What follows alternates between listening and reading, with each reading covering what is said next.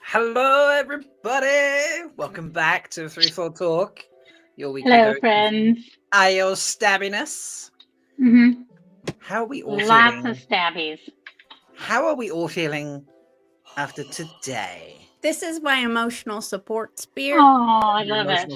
I need an emotional support. Can I just have an emotional support horn? Is that okay? Yeah. That's acceptable for Wetlanders. Okay. I'll For a just take Wetlander, that's accept. Okay, sweet. Thank you. Especially if you want to brag about it all the time. Definitely Wetlander. Look, how else you He's get got an a audience? massive horn. How else you get? That feels very average size to me. How else you get an audience with the Amelin seat? True. Got to brag a little bit, so you I know. brag. Yeah. Amis, tell us about your beautiful headgear. Well, happy spring, everybody. So I wore my, dried flower headset today. This is a proper headset, just FYI. It comes from my childhood. I've been carrying this around for 30-some years. This little dried. I love that. I do these little ones, but I still got some. Oh. And then I have the maidens here too, just in case I want to double it up or Ooh. switch Wow. them out. Yeah, hers Double is only floral. 10 years old, maybe. So, yeah, there. Happy spring, everybody! I'm so Gnomon Garden, for what it's worth, I have gotten on a plan with this emotional support spear successfully. Already done. What? Oh, yeah, sure. I feel like we need that story at some point. Mhm. It was at JordanCon. Okay. Nice. It went Fair to enough. JordanCon with me. I've been told I need to hold it with two hands. Okay, sorry. Two hands. Yeah. And like this. Yeah. And like this. And blow. And blow. And blow. Okay. Toot. Toot toot. Doin is Just here an for in- two things, to drink beer and innuendo, and he is all out of beer. Oh So- man, you know what you really need at your house, doing is someone to like bring you drinks when you're doing a stream. It's Yeah. really, really, really useful. It's true. I love that. All right. Today was episode 4 of season 3 of the Wheel of Time, The Road to the Sphere, which, yeah. No, nothing at all. No, Nothing to which talk was about. obviously nothing to write home about. It was only the greatest piece of television I think I've ever seen in my entire life. Wow. But before we get going, we thought we'd just I share just a took couple a door pieces. close to the drink fridge. Amazing. We just thought we'd share a couple things that we'd seen this week and remind you how you can go out there and rate and review the show. So, Leigh-A, take it away. Oh, we're not going to do the Daily Veil intro? Do you want the Dave Ellie intro? I want the Daily Wait, Veil. Michael. forget. Bobby, We have do an the intro. Daily Veil. We need to listen to Michael. He's Rob. my emotional support voice. Look, is it really a Daily Veil unless you begged for it first? Yeah.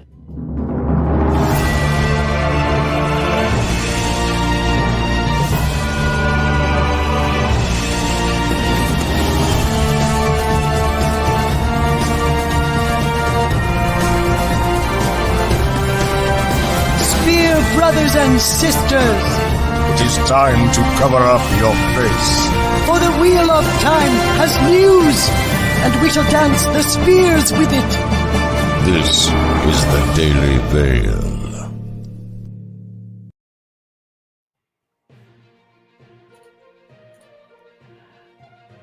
No, all right. So this is something that Rob had posted in his announcements channel. There was a couple of things on how to show your support for the show. In addition to just having the show on repeat constantly so that it gets constant views. There's 2 other things that you can do. One is go to Rotten Tomatoes, which is linked in his announcements, and we can also put a link here in chat. I will sort that out now for you. So right now, the tomato meter, which is the professional critics, have rated it at 94%, but the common people like us have it. Who you calling common?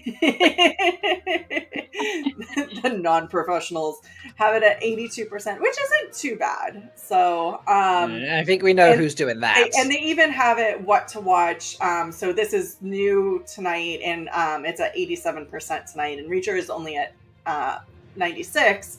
So like going and putting positive ratings is very helpful there. So and the link that Rob has goes straight to it. So just very easy to do that. It's in the live chat, folks. So if you are watching this back later, it will be appearing in the live chat at this moment. And I will try to remember to add it to the description of the video. But just in case, check out the live chat. And then the other place to go is IMDb. And also that's a direct link from that Rob has put in there. And you can go in and rate each episode individually. So for example, season 3, episode 4, I haven't ranked yet. It's at 9.5 out of 10. So you just click that ranking, and I think it deserves a 10. What do y'all think? I gave it a 10. Yeah. Give it a 10. We'll go ahead and give it a 10 right there.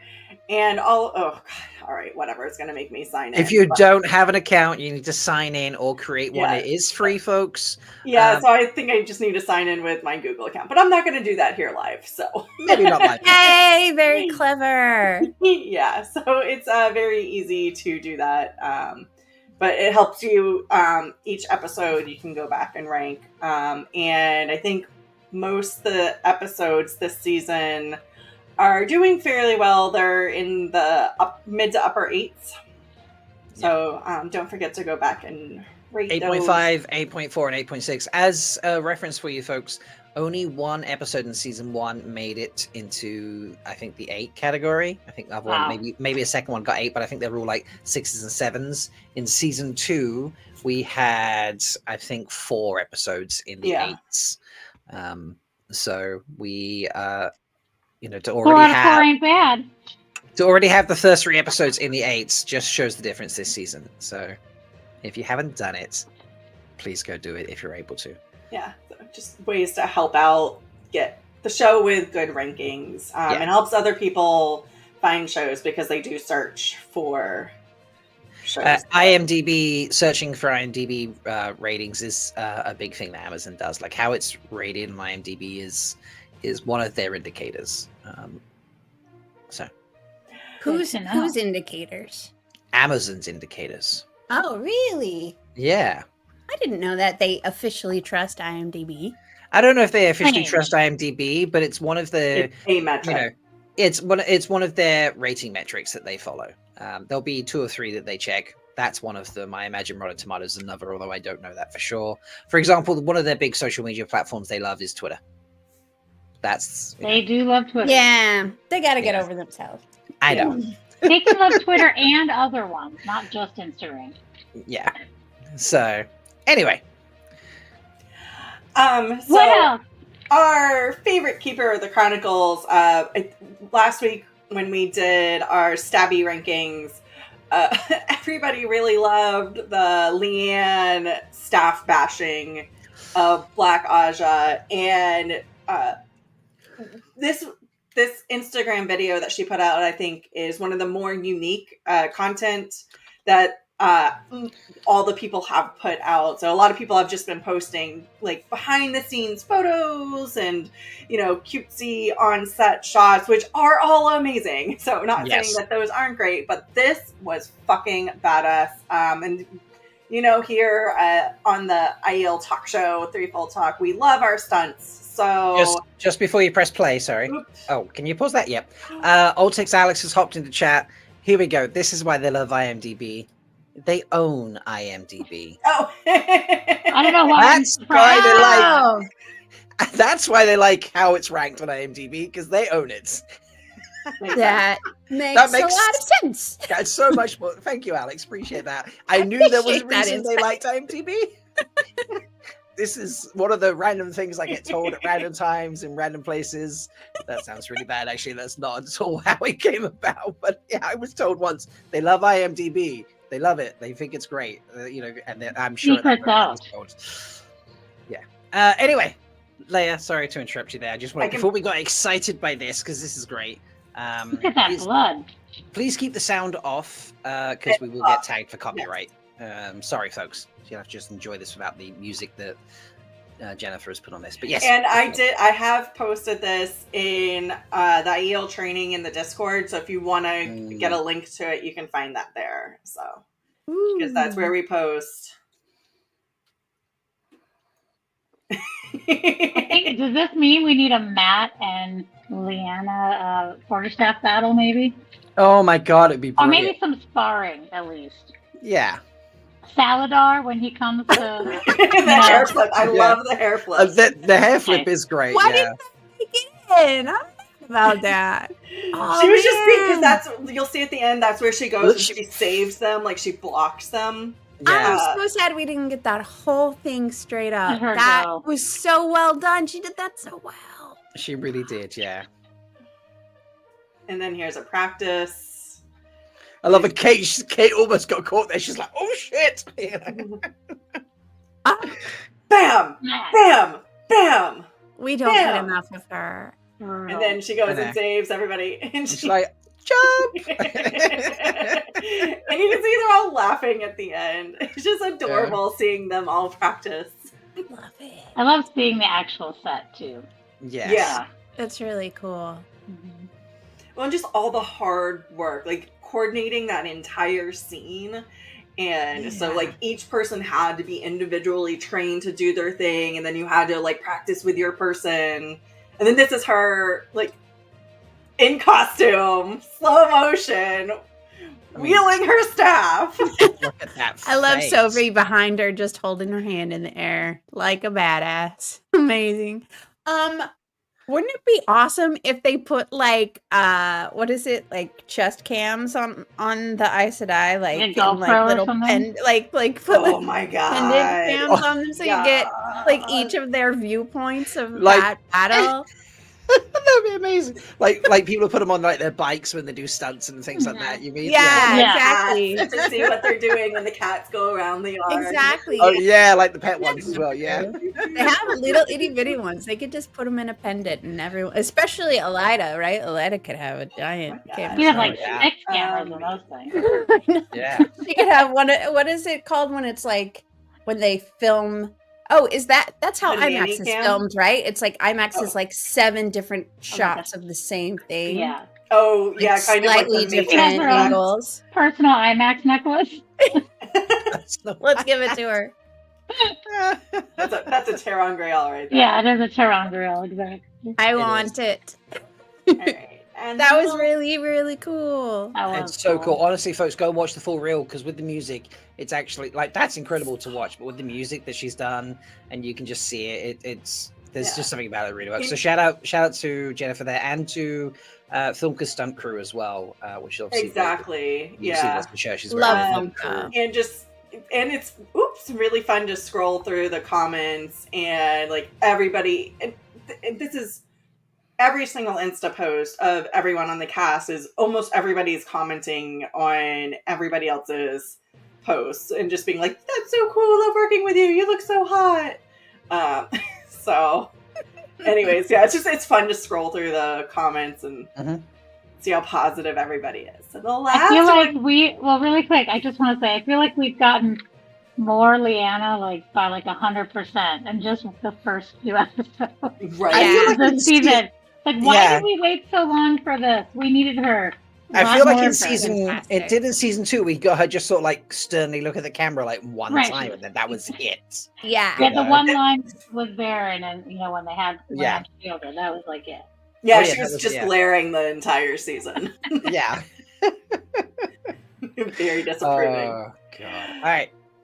And then this will lead into the rest of the what we're going to talk about for today is Josha had this amazing post on Instagram today that he had about just filming season or episode 4 and everything. He says, season 3, episode 4, Heaven and Hell. Someone told me Robert Jordan thought Rhuidean was some of his best writing. I'm with him. Rafe Judkins ran with it and made it his best. Working with Thomas Napper, my director, my dear friend, never felt like work. Though the prosthetics sure did. With Terrence Truer as another pillar, the three of us talked and talked until we walked. I'm proud of everyone and grateful. I got the playground I wished for. I never wanted to stop playing. Bringing 7 different characters to life in this episode was a dream. The gap between the books, script, shoot, and edits are marathons apart. True collaborations, makeup, costume, prosthetics. Some took 7 hours in a chair with a whole lot of hands and a ton of patience. And that was just the outside, the tip of the iceberg with a universe of an inner world brewed in the deep. Each character faces their biggest fight, their greatest sacrifice, all leading to our purpose. At Rosamund Pike, I'll carry you out again and again, time after time. Heaven and Hell. Be ready for episode 7 at Marcus. Best pictures made by our lovely Martin Slozil. So I'm not even going to attempt to pronounce that. But yeah, so I wanted to go through these pictures just really quickly. So you can see the strings as he's leaping over, like helping with all the stunts. No capes. Yeah, no capes.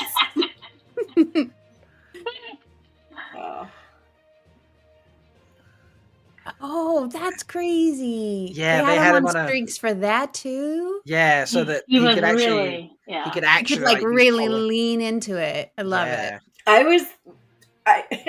I thought that was him doing it all himself. Like I was like, wow, those are intense lunges. I didn't even think about it. I thought so too. I was like, wow, he's doing amazing. That's what Yeah. I thought too. I think it was after, it wasn't this one. It was one particular one where he was like pushing himself up and he was like almost touching the ground, but not quite. And I was like, damn, that's some ab control there. Yeah, guy's got a core, you know? Like, he's so like you've seen him without a shirt on. I would believe that he could do that. But just because you have defined abdominals doesn't mean that you have strength trained them to that level of like and accuracy. to have to do it again and again and again. 'Cause, like, Yeah. you want the consistency. I mean, they could be just for show. True. And that would be totally fine, Josha. True.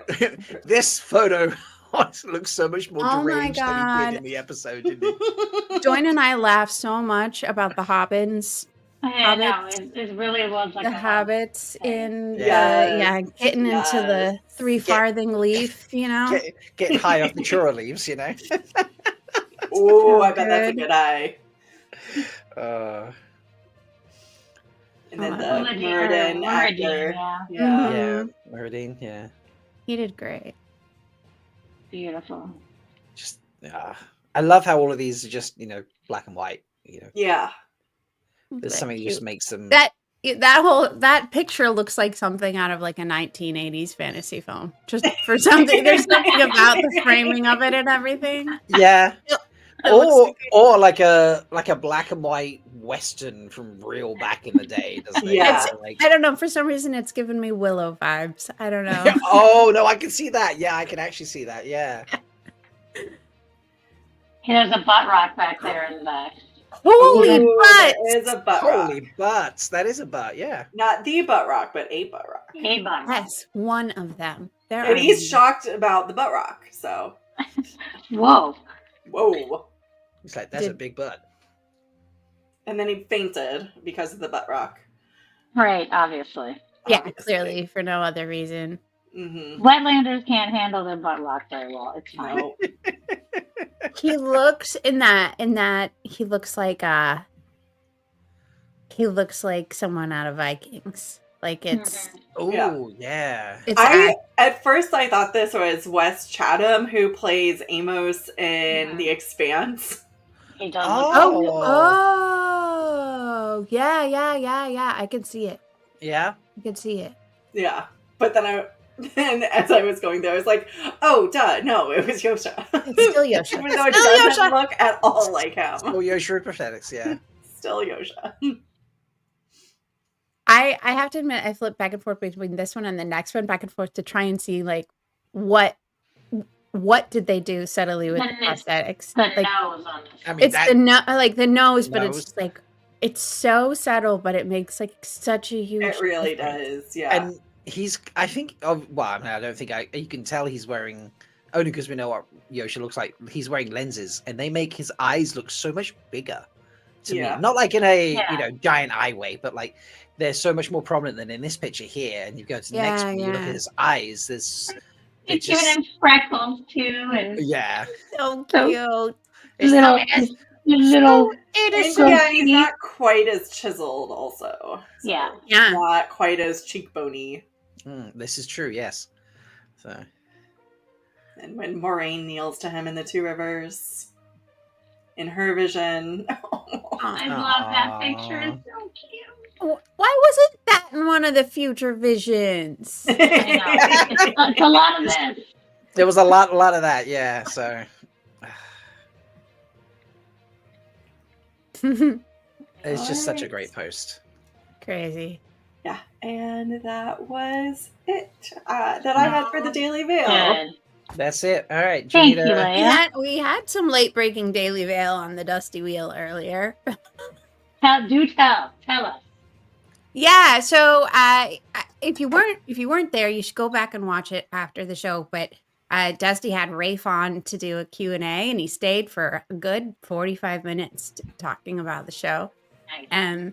And he answered some really funny questions. He did not tell us who Steve was, and we were all mad and instantly stopped watching. So that was all he talked about. I'm kidding. So they were really kind and reached out to a bunch of us and asked if we could send some questions for Rafe, and we sent some Aiel specific questions, and they asked a question about Melindhra that we put together, asking how that came about, how Melindhra the Malkier Aiel came about, and will we see some others? And Rafe gave a really great answer.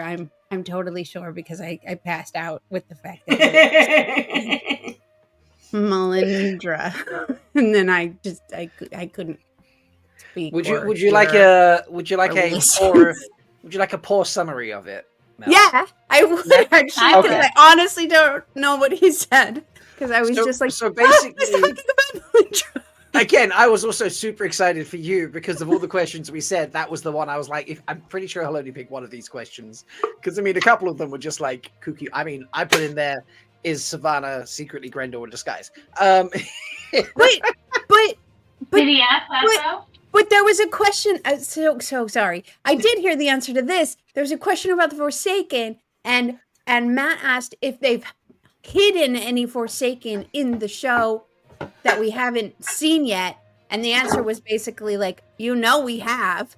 And so then immediately everybody started theorizing about who is who and what Forsaken. So I do not think it is a stretch to think that Savannah is Grendel, or my theory was Lyanna is, I don't know, Semirog or something. I don't know. It's just How dare you? it's just like off the wall. Like it's off the wall. Theories about like, what are they doing? And he said something about in episode 8 you'll see something Yes. related to that. Ooh.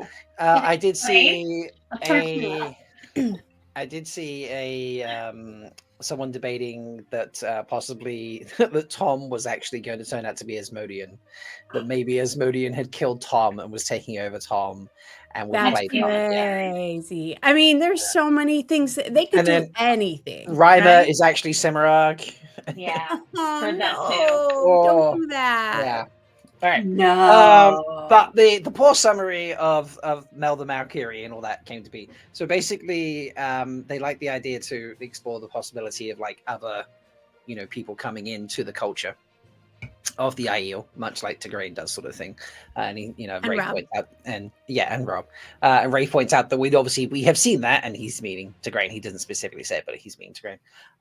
But the thing around it was it's a really good sort of moment to give to Lan, in effect, because there's a lot going on with him that's going to be very, very important to his story and the show, because we see him in context of Moraine or in context of Rand and all these different things, and we know with Nynaeve, and it's like actually he's got a whole thing, Yeah. very, very important, a very a very important thing to the story that is just him and his story type thing. And so like bringing Mel in and making her Malkier gave us an opportunity to showcase Lan and his destiny, kind of as him by himself. So Interesting. yeah. So Mel, you just give an opportunity to people. That's kind of what you. I mean, that is kind of what I've been saying Melindra's whole bag is the whole time. Helps Matt become who he is. I just exploded all the stabby She things all helps over the place. Oh no. Adnan Kadir become a balloon. I mean, there's just all sorts of. Sets up. Will he ride alone? There's he makes Yeah, him there. right. That's So, a good point. Okay. So, do we need a cleanse before we talk about the episode? Sure. Do we perhaps need a moment? I need a moment. I request a classic cleanse. A please. classic cleanse. Okay. Yes. A classic cleanse in the form of a butt rock. Yeah. With audio. Butt rock. Becomes that again. Yeah. Lan has a whole thing to himself. A Are you whole. referring to the hot tub scene where you saw Lan's ass?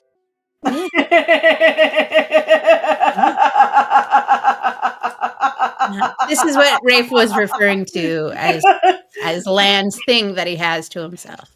I feel like maybe after a couple more seasons we got like sweat tent like Lan like this Mhm. much. Maybe like next season we'll get like bottom like legs, just legs. Well, Just naked Just legs. if you were watching super closely, we got a whole side profile. It was just quite did. quick. There was a whole thing. It was Mhm. there. I So didn't pause. we've so- seen the back and we've seen the side. So it then follows that we should see his knees. his knees. Yeah. That's Yeah. His true. knees are sexy. All right, let's I mean his knees talk. probably are. Stabby affirmation real quick. Yeah, do a stabby affirmation, and then Now that I've let's thrown start half of them talking across the room. the road to the spell. Appropriate for today. I am a badass. Yeah, you are. You all Yeah, are. you I are. are badass. So true. Do you want to talk about your specific badassery, Leigh-A? From your real life? From your weekend. From your weekend? Oh! You're like, which badassery? Wait, There's what so many. did I do? Sure. I guess I could. Just real quick. I did my first half marathon in 2 years over the weekend. And, I have really only trained for it for 2 months, and the last time I ran, it was the second time I had done the race in like a couple of months. So I had dropped time from the first race, but that was like a 9-month training process to get to where I was. And this time with less training, I cut 10 minutes off of that. So, Amazing. yeah, and this is That's awesome. going towards. I've had a bucket list goal for a long time of qualifying for the Boston Marathon. So, like getting over. You're on your way. Yeah, so getting over lots of injuries and like post-COVID bullshit and all that. So it's like slowly working my way back. It's amazing. That's awesome. Congrats. Thanks. Yeah. So happy for you. Thank you. This is something that Leigh-A's been sharing in the goals thread that's in our Discord, in the Discord server, in the threefold section. We have a thread for goals, whether they be long term, short term, big, small, whatever they might be. And Leigh-A's been sharing this, and it's been great to see. So. I suppose so. Don't encourage the rest of us. No encourage. Yeah, I already live by that, and it's already not doing me any favors whatsoever. So yeah, let's not do that. So, but I'm sure we're all feeling kind of like this earlier today. Yes. After watching episode 304, The Road to the Spear. Who cried? I cried once. But I try not to waste water, so just. I also only cried once. I'm wondering when you cried. Me? When did you, Yeah. I cried when Baroness broke her spears. Broke out her spears. That's a good one. So yeah, I cried a moment after that when mean, angry Mullane went up and told Avienda. And like held her little baby face and told her that was that whole thing. Yeah. That's what broke me when she told Avienda that she has to have a strong mind and a strong heart. We're her weapons now. That was it. That was it for me. Yeah, I think I was still crying when that was happening. Just all one cry. How about you guys? Did you cry? I did not cry at that moment with the spears. Did you cry, period? Yes.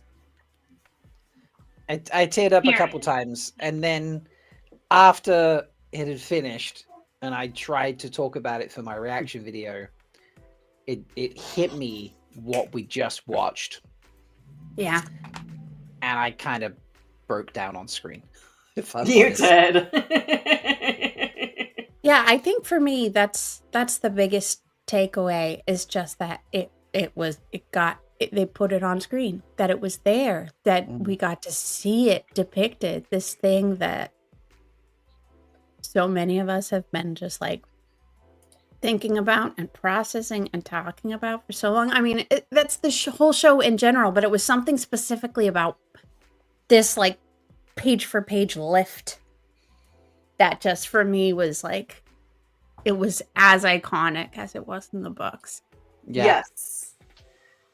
I was real worried. I mean, like I was too. even like 2 seasons ago, right? Like you're like, okay, if we get there, please just make this one good. Like please just give us that. Just get. Well, and there were entire conversations about whether, we would see these flashbacks or anything that Moraine went through or how they would portray it. Is it actually really necessary for the storyline to do this whole thing? Considering that there's so much content in like having an entire, like it would have to be an entire episode, which was a theory, and yes, that was true. There was an entire episode for it. I have to admit, Rob was just showing, I kind of laughed a little at that scene, and knowing that Magda, like basically injured herself horribly last year, and like she couldn't walk, and she had like all these like metal posts in her legs and stuff, and I was just like, oh, they could have just done that scene with her injured. It would have been totally.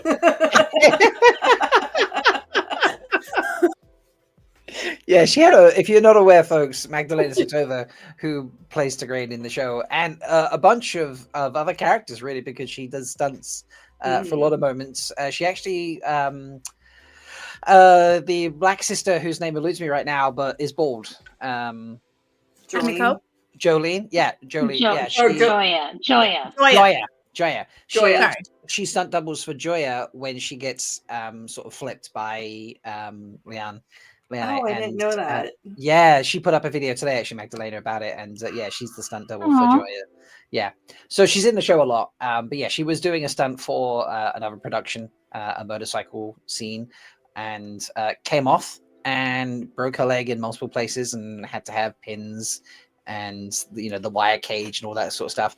And she was out the wire cage in what felt like 4 weeks, and was doing stunt work again within, like, I don't know, it felt like 2 weeks after that or something ridiculous. Crazy. Like, she is a machine.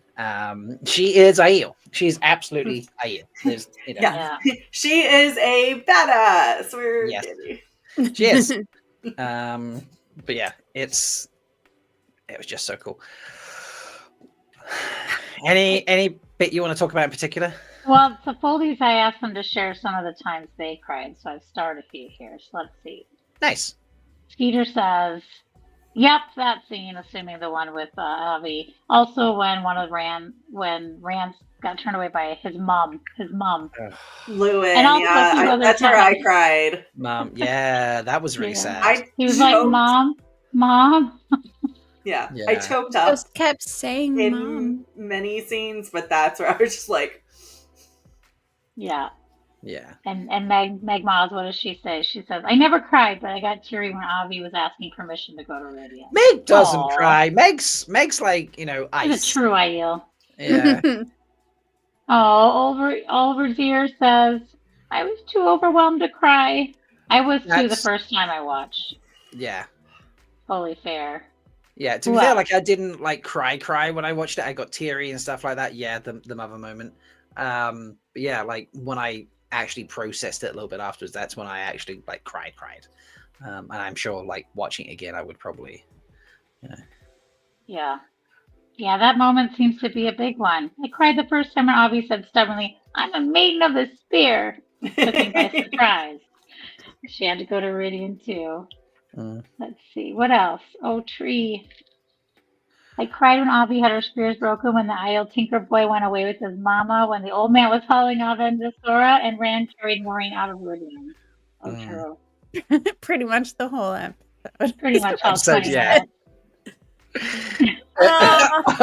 Megan says the only thing that makes her cry is Bluey. Oh, that's fair. Which, to this day, I have still not watched a single episode of Bluey, despite the fact I think it was our second episode on Rhuidean where we were like, I'm going to watch it and do a live reaction. Yeah, that. What's Bluey? Bluey's a kid's cartoon about a blue dog. Oh, that's right. But the two people, and a lot of people really like it. Yeah. Like, Mel and Nimise have children. They know what Bluey is. Leigh-A and I do not have children. My children do not watch Bluey. They're a little older than Bluey time. But I also know Allie of Wheel Talks also loves Bluey. Yeah, Allie loves huge Bluey, fan. Yeah. Well, Rob, when the show is over, you'll have some time to do something. I'll do some Bluey You can do some Bluey reactions. Yeah, exactly. I feel like this is something that you need to have some Two Rivers to back and then go watch. You could join. You could join the boys in the wagon. I could join the boys in the wagon. That's true. After Wheel of Time season 3 is done, aside from breakdown videos or whatever and things with Kev, I'm sure I will be expanding to do other reaction videos and things like for other shows, like The Last of Us and stuff like that. So maybe Blue. Fun. Cool. So, Here's a nice one. I just there's so many moments. There's so many moments. There's so many things to talk about. I mean, I'm really glad that Amis created this structure for us. So we should I think that's a really we can start using it, or I'm just gonna pop Okay, we popcorn can around use all it. over. Yeah, We can use it. Are we ready? Let's use it. Yep, we're ready. Let's Okay, throw it up on the screen. So remember, folks, we are going to be doing 4 categories here: Stabbiest Moment, Yes. Hand Talk of the Week, Honorary Stone Dog, and Best Bonkers Banana. Who wants to go first? Well, let's describe the categories as we go through them, just to remind us. Yeah, just in case this is your first time here this season, we have these 4 categories. And Stabbiest Moment is the best kill, the best stab, the best fight, the best battle, whatever you want. Now, you can also have things in multiple categories, so don't feel like you have to stay in the box. So that's what Stabbiest What's in the box?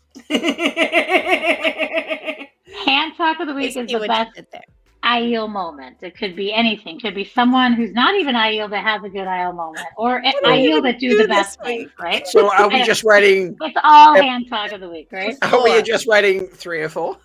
Episode 4. Oh, no, episode. We should just write in big bold letters, episode 4. Sure, we can do that. And then honorary Stone Dog are things that maybe you seemed silly to us when we watched it. Maybe things that we didn't need to see in the episode. You know, things like that maybe you didn't agree with or didn't love as much as the 99% of the rest of the stuff. And then Best Bonkers Banana is like the coolest, craziest thing that you thought was nutso on the show that really surprised you or just was amazing.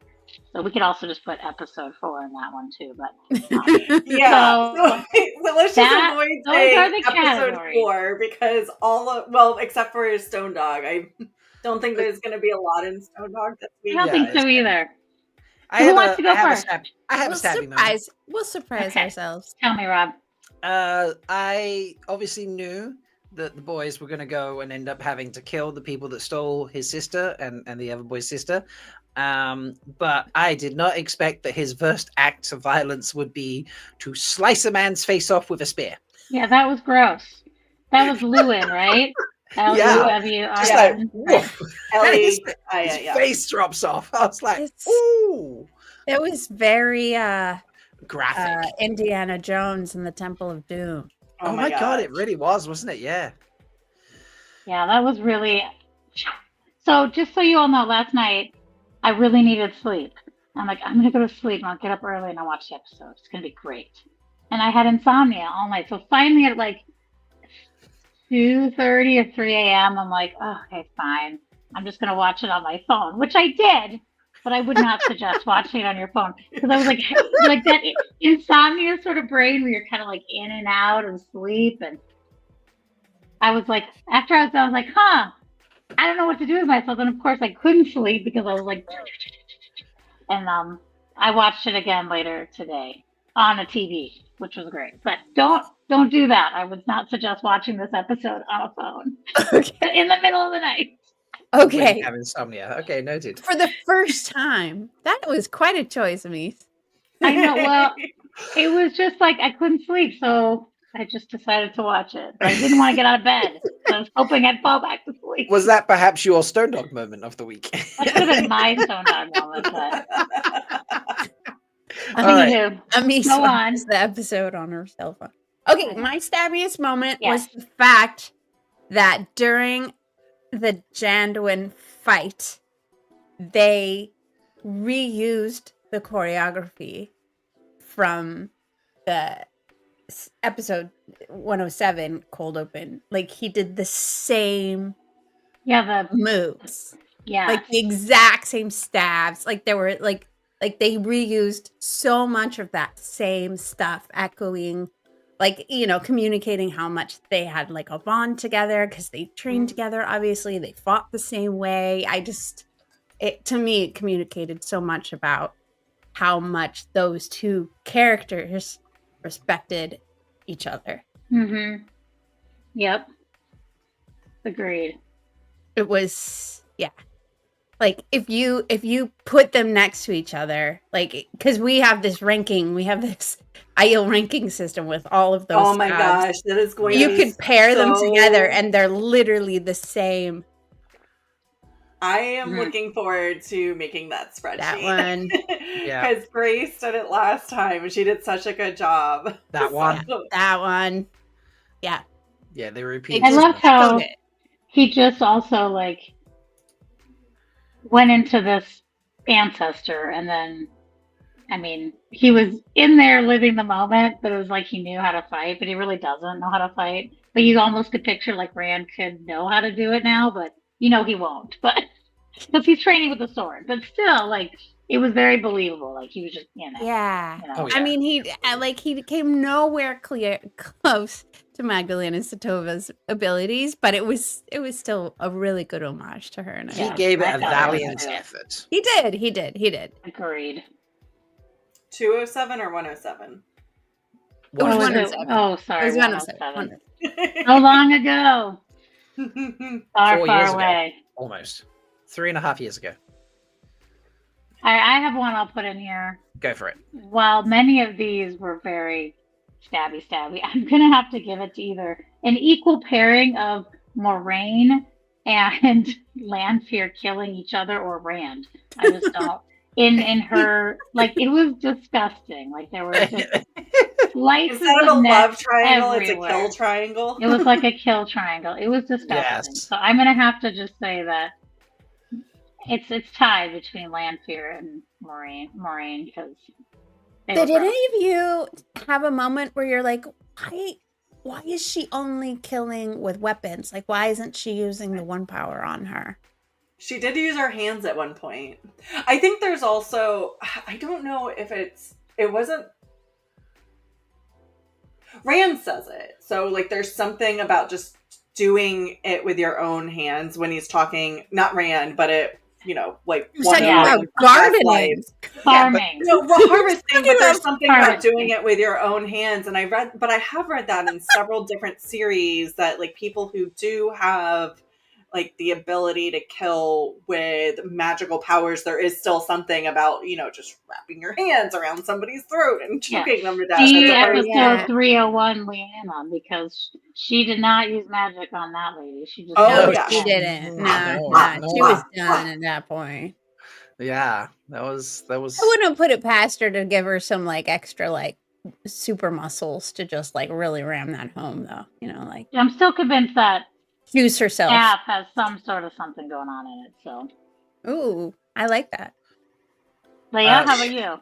Oh, Fudgy says go ahead. Lanfear was using the sword a lot because Moraine did it to her first, I think, and it's presumably with Lan's sword that they brought to kill Lanfear. Oh, I thought I mean, it was her knife. Was it the She sword? did multiple ones. There were She multiple used weapons. Oh, Multiple okay. weapons. Multiple so weapons, fast. stabby, Yeah. killy, slices. Okay, what was yours, Leia? Yeah. Mine was the Avienda Lan fight. That one. And I'm very upset that it got cut off prematurely by the wise ones. I know. I was like, who's gonna win? Right? Like, it was so, and you could tell that they were both enjoying it, but they also really both wanted to win. Yeah. They were laughing so much at each Yeah. other. I love that they made them laugh. That was great. I love that Yeah. scene too. But I also really love that they left it up to question marks, like who, because they never really tested that, did they? They never tested like. I would say Lan Lan- won because she got her Lan- screws broken. She was out. So That wasn't her fault. That was interference. she did. Yeah, you know, ref interference. She did leave. Flag on the play. Flag on the mythical play. land when she was called to be a wise one. So one notch down for Avi, I would say, in that respect.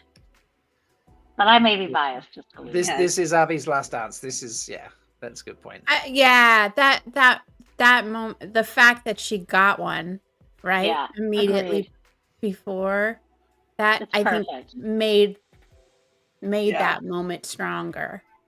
Yeah. Because you could tell how, like, you were reminded how great of a fighter she was, and then they took her ability to fight away from her. Yeah. Well, it's because based off a conversation from Warders that everybody knows that Lan is one of the best fighters. And you can even see he's enjoying after having trained with Rand for weeks upon weeks upon Right. weeks. Like, finally. Finally, actually I try. can yeah. Yeah, I love this. Yeah. Frenzy likes the little nod Lan gave Abby before they began. Yeah, agreed. I It love is how the he's first like, time. "Here, take it back, 'cause you need both." Yeah. It's Mhm. so good. It is literally the first time I think we see Lan's full teeth in a smile in the entire show. It is the first time. Yeah. And it might be the first time he kind of even smiled a little bit. I feel like since the No, tub in he season one. smiled before. Yeah. Smile, but it's more like a closed mouth or Yeah, like this was like he Yeah. was grinning. Yeah, Like, Yeah, it this was a grin. great. Yeah, that's a good. Yeah. Point. Yeah, It's we didn't have the great. grin before, so. Yeah, totally Um, not my garden. But yeah, that was Good. really. I was cheering for that. That was so exciting to see. I mean, I did love how Lan was, saying, "Come on, Rand, like stop being lazy. If you want to be a blade master, it's like maybe this time I'll try." Yeah. It's like Yeah. now we actually get to see him try. Totally. Okay, do we have stabby moments in here from the Oh, yes, Foldies? we Oh, yeah, do. this Tell one. me. Give it to me, Foldy. All right. When the Tinker Aiel Rand saved his sister. Yes, that's Mm. Lou and Slice's So banded face. that's, the face slash, just Mhm. Janduin. Just- Megmon says. Genuine being genuine. Yep. When Bear puts down Couladin with the power. Ooh, that was good. That was good. I She also was like that just- moment where Moraine was like, "Oh shit, she could channel," and Eggy's like, "Oh shit, she could channel." Yeah. Right. And I feel like even Ruark was a bit like, "Oh fuck, she channeled in front of everybody." Because he pulls out like, his dagger like he's gonna have to fight. Yeah. But no. His wife takes care of it. Yeah. There was a couple people that talked about Moradin stabbing his own eyeballs out. Oh, yeah. That was gross. It was gross, but it was. I mean, it's exactly what's in the books, isn't it? As Rand Yeah, gets yeah. out of it is. the It is. fight. They Yeah, captured the sorry. richest And facial expression is. very well. Yeah, there we go. Done. So I think that's the Moradin ones, and then Oliver's ears agrees with me about the Yeah. Lan Avienda Love Fest. And Is that the Lanvienda fight? yes, Lan Vienda. Lanvienda. I hope they get a rematch. Moraine time in the rings. Brimmy. Brimmy looks like a new name in chat, I think. Yeah, who Yeah. was that? Yeah. Remy.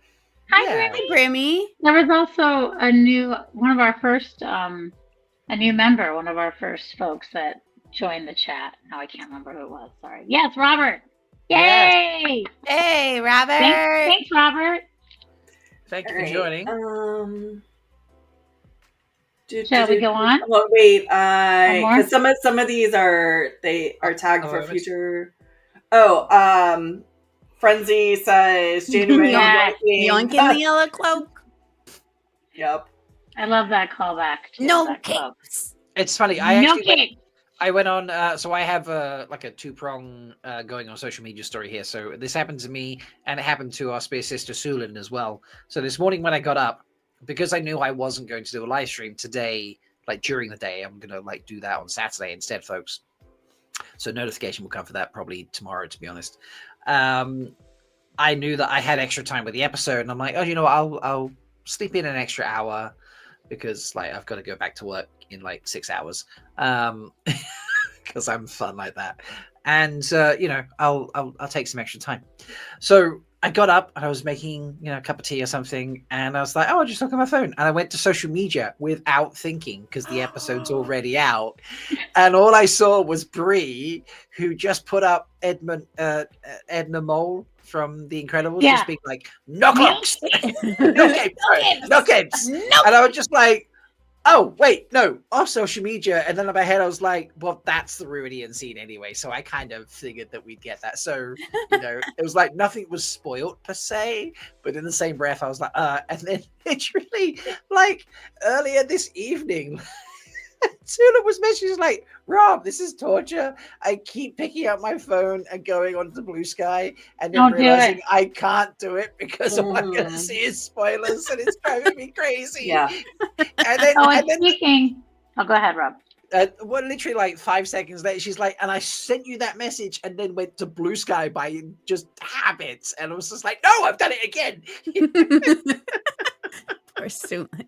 She did a great, if you follow Sulin on BlueSky, she did a great live tweet of her, like, it was, really great. Did you see Mary Frenzy's, Yes, sorry. I've got two more. So Mary Frenzy has a stabbiest moment was Moraine pulling copious amounts of knives. I love that Matt callback. Going. I counted them. There were 5 because I was laughing so hard. Was there Because when I 5? saw it on my phone, I was like, damn, that's a lot of knives. When I watched it on the TV, I was like, 1, 2, 3, 5 knives. That's amazing. That was. I wonder if that's how many Matt had. I think that's about right.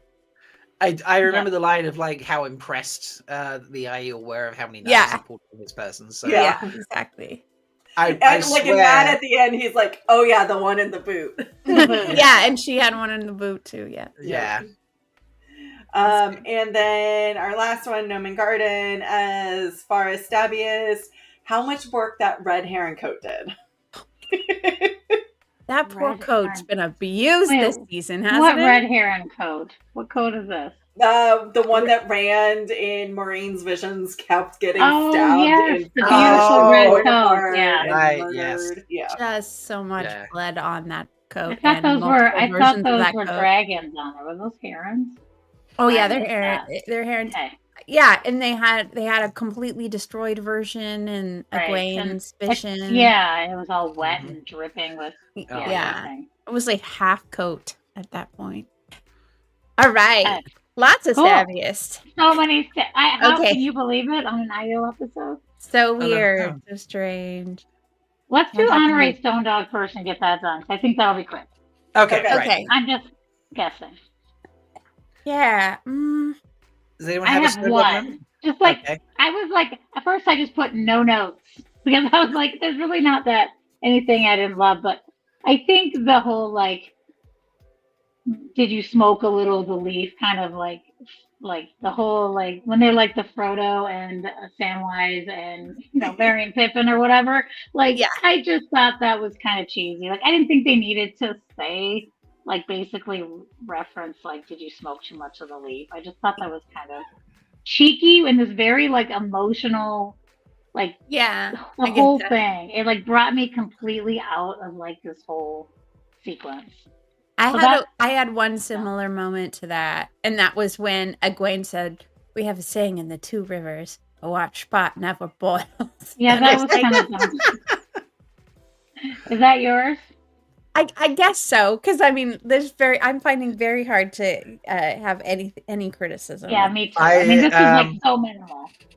I feel like I should have brought my shield upstairs. I'm gonna need protection. I have a Stone Dog moment, and I do apologize now. It's You're on entitled Rhuidean. to your opinion. Wait, what? Even if it's wrong. Are you making fun of my ruler? Wait, he said something. Say it again with your whole chest, Robert.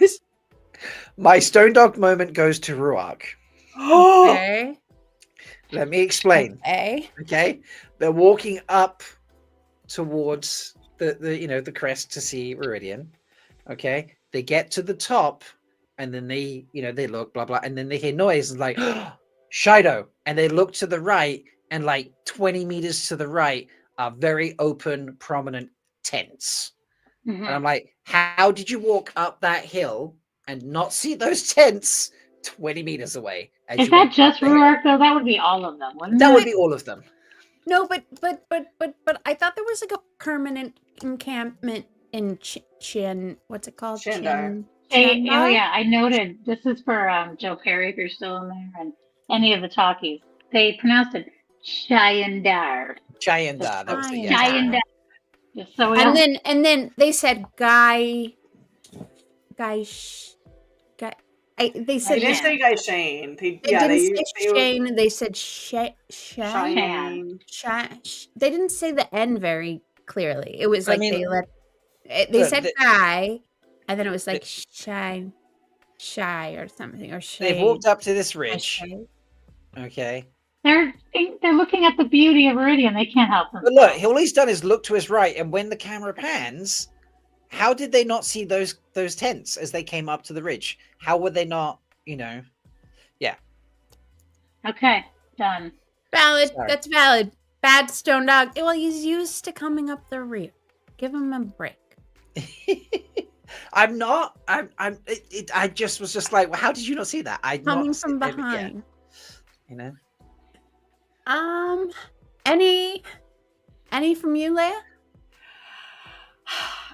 I didn't really have any that I was like, I could just do without this. I thought it was a very well done episode. Yeah, so. Okay.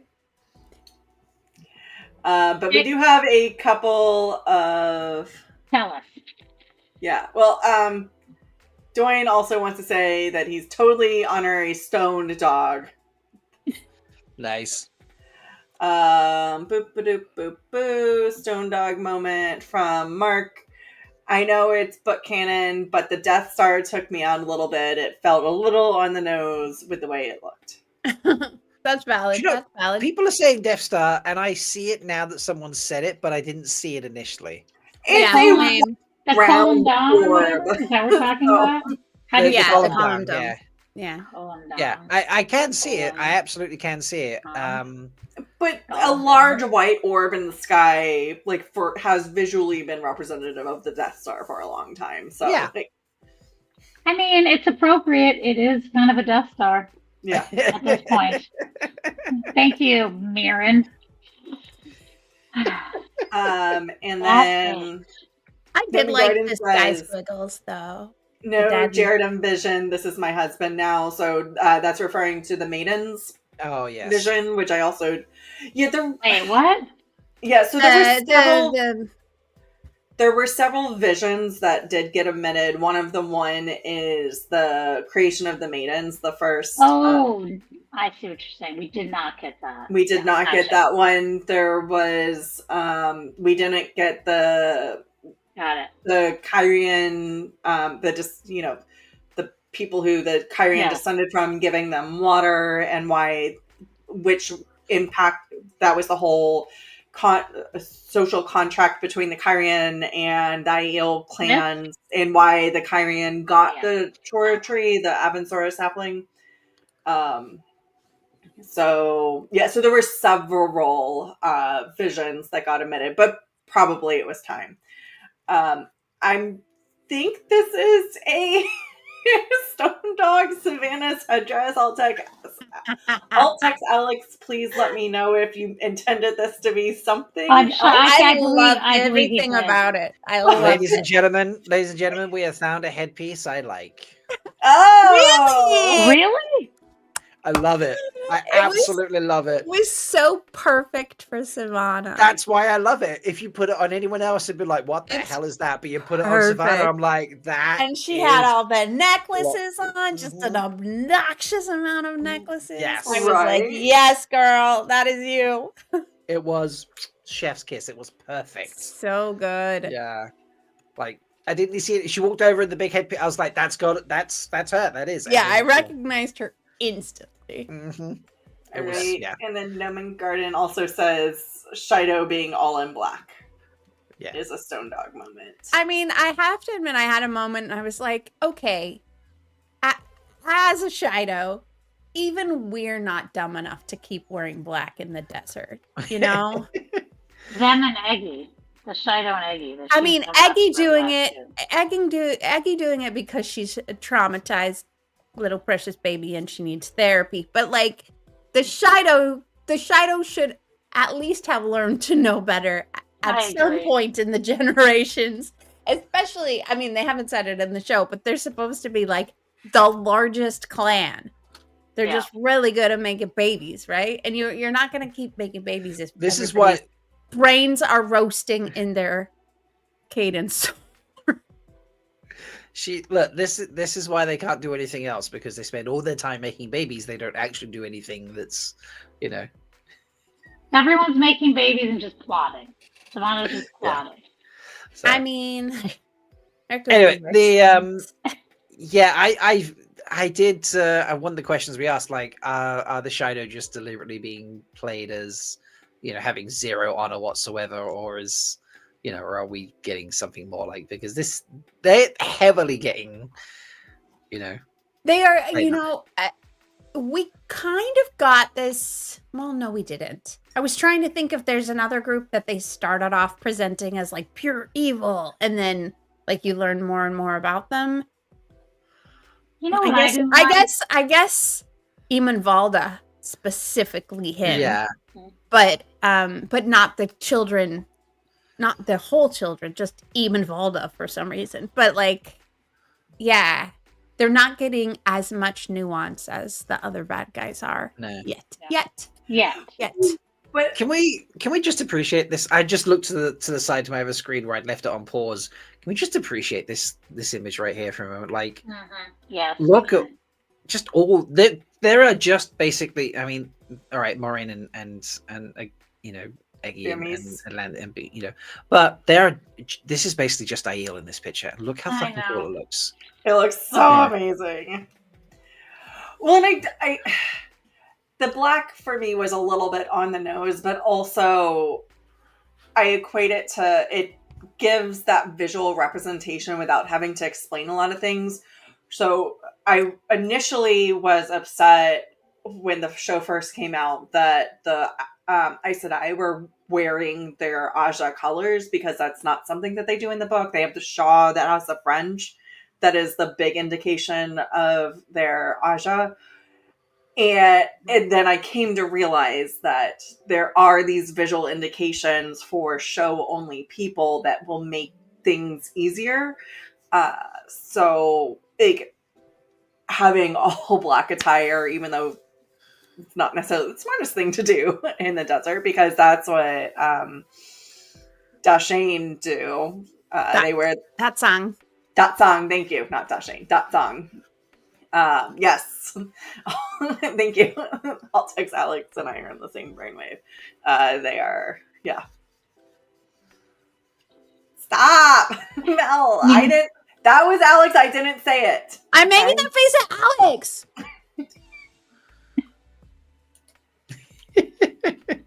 No, they're not.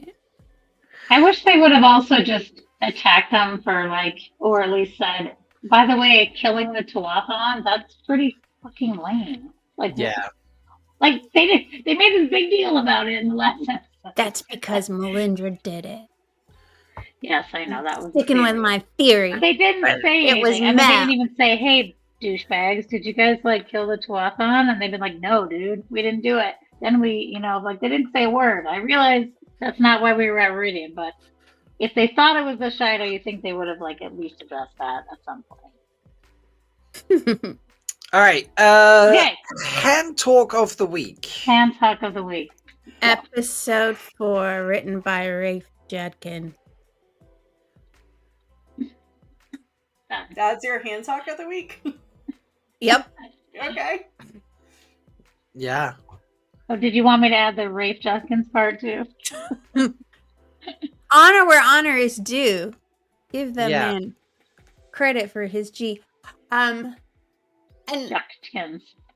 Did you guys watch the behind the scenes for that? Yeah, don't, because there's a preview. There is again very upsetting. A preview for the next thing ahead of it at the beginning of the behind the scenes. It's like, don't do that. Stop it. They didn't so do I basically held my hand in front of my face for the first however much until we got to the Prime Video. I'm gonna have to go back and watch these when episode 8 is done, and then just go back and watch them all and be like, let's go. It's so weird because it's like the behind the scenes for is literally only talks about the episode, so I don't know why they put that stuff at the beginning. It doesn't make any sense. They're literally only talking about that, which would make sense. Anyway, Rafe said that he had written dialogue for the walk back, for the Josha and Moraine walk back, and for the re-greeting with Lan and Egwene. There was dialogue there, and the writer says, nope, just cut it. Let's just let the actors do it in silence. So I feel like he has extra G for knowing his show and trusting his show well enough, trusting the actors well enough to just communicate all of that without words. I thought. I mean that moment at the end between the two of them really is something Thank you, Chico. But if you don't mind spoilers of maybe the next 2 episodes or next episode, it's fabulous. Oh, there we go. It is really cool. I mean, what a great discussion. Yeah. Yeah. This, obviously it's not quite there just yet, but this moment where they get through and then, Lan and Egwene are there, just the way they look at each other in these moments is just There was What? no dialogue. No. But you No. could. This was one of the most impactful. I mean, the whole episode was so impactful, but just they didn't have to say Just- anything, and your heart's breaking. You're filled with anxiety. It's just like you're relieved that they're there, that they've come out of Rhuidean, that they're all together again. Like just all of these emotions with zero conversation. yeah, Yeah. It's amazing. Can I just say something real quick? Though? No. of course. I thought it was beautiful. But I thought to myself, like, when the Aiel come out, do they have that same reaction? Like, because we don't see that, right? We don't see Avi come out. We don't see anyone come out. Do they, like, be like, oh, God, like, that was the most, or do they just, like, tight-lip it and grab their spear and walk up the hill? You know what I mean? Like, I'm really curious to know. Like, yes, that was emotional for them. But I also, bet they just grab their spear and walk up the hill because it's like, okay, they survived, cool. Like, they weren't one of the, like, what is it, about a third of the people that die? So and maybe two out of oh. 3 men don't make it. right. Did you guys notice the corpses Yes. outside of the columns? So they had gotten past the end No, I and did not see then that. died. Nope. They just weren't Didn't see able to that. accept it. I did not see that. Yeah, it was like there were some that were like right behind where Rand collapsed. Oh Yeah. yeah, I saw those, but I thought those were like yeah. No, they were like right outside of the Okay. So, boundary. yeah, it would have been whatever. right after Hype the... Well, it's been the ongoing philosophical debate about, yes, everybody sees their ancestry lines, but how far back does it go? Mhm. So, I'm sure most Aiel have ancestors that went back as far as No, the no, they didn't. Shoram. Well, they would have had ancestors that The went back, explosion, but they gave might them not have been there. They super could have, sperm. they still existed all throughout the world, so they wouldn't necessarily have been there for that moment. So were there other moments that they individually would have witnessed? No. Yeah, and I guess I was thinking Super sperm cleansing or tainting of the taint moment. Mm-hmm. do you think where that all life begins for Leigh-A. Sorry. true? It's not working. It's not landing. Never mind. We'll just keep Okay. going. Keep going. Okay. So I guess I was thinking because they had such this visceral reaction, and I'm sure obviously the Aiel have a tough time too. Otherwise, they wouldn't all stab themselves to death or poke their eyes out or whatever. But like, do we think? And maybe remember, maybe you can remind me if it's noted in the books because I need help with that. Because, well, at least in the show, we've got Avi and Moraine and Rand and Rhuidean all in there at the same time, though the columns are different than the rings. I acknowledge that, but still, it's all in the same magical place, which is obviously, it's Rhuidean, it's a magical city that we can't find without knowing where it is, right? So, do we think that multiple people in there have effect on the other people that are in there in the show? I don't think so. Possibly affect your reaction. I don't think so. And the elephant in the room, could her stealing that fucking ball from the Avendesora, which I'm not happy about, but could that have any effect to anything? Because in a museum. In the books, Egwene goes in with a ring and it vibrates the arches to the point where they're concerned about using the arches again. So using Anyway, it. those were just thoughts I had while watching it. Yeah. Like, It messes with the resonance. Yeah. yeah, it does it. And her taking that out of the tree, like that seems like Seems like a big honestly. deal. That seems like a bad choice, and it seems That like seems like something a Lorraine real should have bad known. choice. Yeah, Not to step like- into a giant Terangrial with a Sangreal in your pocket. Right. Yeah, exactly. I mean, I think she got away with it, but it wasn't the greatest choice. Can we As- talk about the tree for a minute? Yeah, I love the tree. That's why I'm worried. I'm worried about the tree now because she took that out of there. Did she take the source of the life of a Vendesora out of the tree? Are you Is worried? that what's protecting it? I don't think No. so. I think I it's just a Torah tree and it's thriving. There were Um, 10,000 saplings sent out with the. Yeah, and this is And the only only one one that survived. survived! So why did it survive? Maybe because there's a freaking Well, maybe the Sarkonnen others or got, whatever it's like, you called. know, 10,000, that's crazy. maybe the others got their wagons burnt down. You know, maybe they got everything robbed from them. Okay, but You know? if all of those other ones died, and only Their this wagons one, were so cool. they were cool. And I like that they had freezer boxes in them. So they could get their like door dashes really. I was gonna say, did they deliver food at those? I mean, it was a very modern time, so you know. Yeah. But this tree is just Cool. just something else. Yeah. Just something else. mhm. I guess mean, I can only assimilate also, the fact that this tree survived through the travel to get to the threefold land. That this is also why this tree is still surviving, because it had that Sarkonnen or whatever. Well, they're calling it. as trees just put, Laman had a treat. They gave the cutting to Laman, or A to cutting, Tyrion, yeah. a cutting, Yes. and that grew, and that was doing great until Laman decided to cut it down. Sure, and but that was doing wasn't part great. of the expanse, of 10,000, No, carriages. but it was. But I'm saying, like, it was growing fine by itself without a chosen ball. It's valid.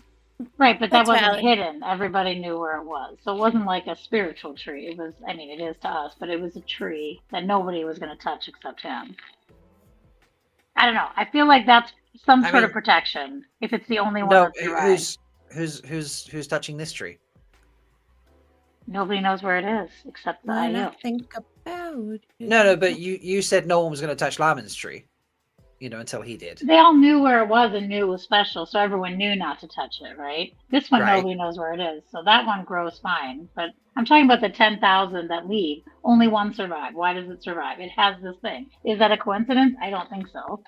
It's The magic of but power. Well, and this is the theory of Rand's Tavernus going all the way back through an entire age, that he needed both of those to be at the same place at the same time. So, like, is it coincidence? Yes, but it's because of like the Tavernus of Rand rippling through an entire age of like, he needs these things to be where they are in order for him to do the things that he needs to do to get to the last battle. That's a good thought. Yeah. I thought it was also interesting that Farmer Rand, I don't remember what his name was I missed like it as well. like friends with Mirren. Right? I thought that was kind of strange, but whatever. I did think there was like a real intricate destiny here, being like, oh, your great, how many generations back grandfather was like. I mean, initially I thought, he was her servant or something, but yeah, besties. Whatever, Yeah, so in the they were books, friends. it's Cumin, and I believe it's Cumin, and he's changing service from Mirren Sedai so he can be married to another Aiel who is serving another Aes Sedai. Okay. Yeah, so Anyway, there so is in the books, so it's the 8th one back. Okay. Interesting. You Crazy. think like Lamprey would be like, Rand, sheep herder, I've known someone that looks really similar to you a few thousand years ago. Anyway, I digress. Sorry. I'm really scared for our tree. That's all. I love this tree and I want it to survive and I want us to have more of it. Me too. I think the tree is going to be fine. I have faith in its roots. Well, with those Even poor with the butt plugs yeah. guarding it. I mean, if you're going to have anything, guard your tree. The Daily Thank you. Veil Darn. butt plugs are there. Darn. Taking care of it. I love how he touches that tree and just like instantly knows that. And when he curls up with it, when he waits for Moraine, I was like, oh, I just want to curl up with that tree. Tree, I want to curl up with you. And Morian's like, I want me to that ball. inside it. Let me penetrate the tree.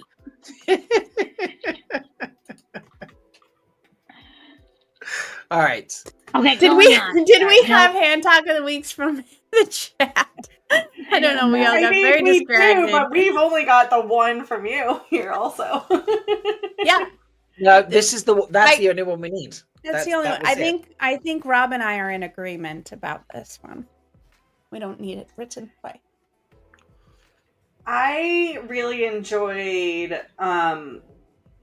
all the spears of the fallen people, specifically the clan chiefs, because the clan chiefs are the only ones that really leave. I'm assuming, I don't know if they're going to have the wise ones go back to go through the columns. So maybe some of those are wise ones, daggers, or whatever that don't come back, even though the wise ones are statistically more likely to survive. That being said, that's a lot of people who have perished going into Rhuidean, and having just the visual representation, like a memorial. So the spear memorial, I guess, is what I would call it. I thought that was a very potent Aiel moment. Yeah. I agree. I'll agree with you on that too, because that was one of my favorite scenes. Was that from the trailer, maybe? And I think we had picked. There was an episode before the show. We had picked like some of our favorite images from the trailer, and I was literally what happened in this episode when we start like walking through the spears, and like the time sort of slows. And it's just, that's like, still from that image to this episode, that's probably one of my favorite moments, is them just taking a step, and then the wise ones are like, we can't see you, you're no longer living, come back to us when you're alive, or whatever they say, and they put their shawls over their heads and stuff, and yeah, that's just a really cool moment. I think for me, I'm just gonna say wise ones being wise ones. Like, I love when they break. They know how hard it is for Avi to break her spears. You know what I mean? Yeah, look at that. Isn't that pretty? Yeah, they're brutal about it. That's good. We need the sound. We need to play it again with the sound.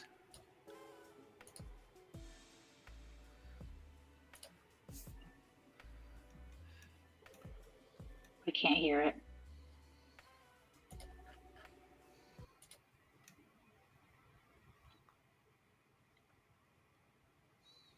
Are you ready? No.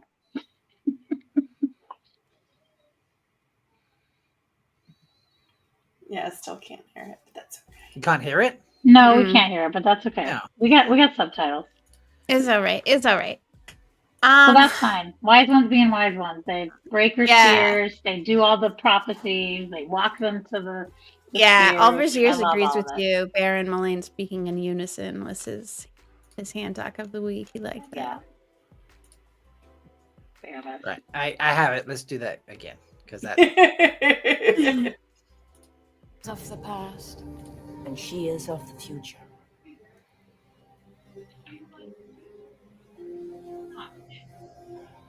Be gone from among the living, and do not haunt us with memories of what is lost. Speak not of what the dead see. Ready? No.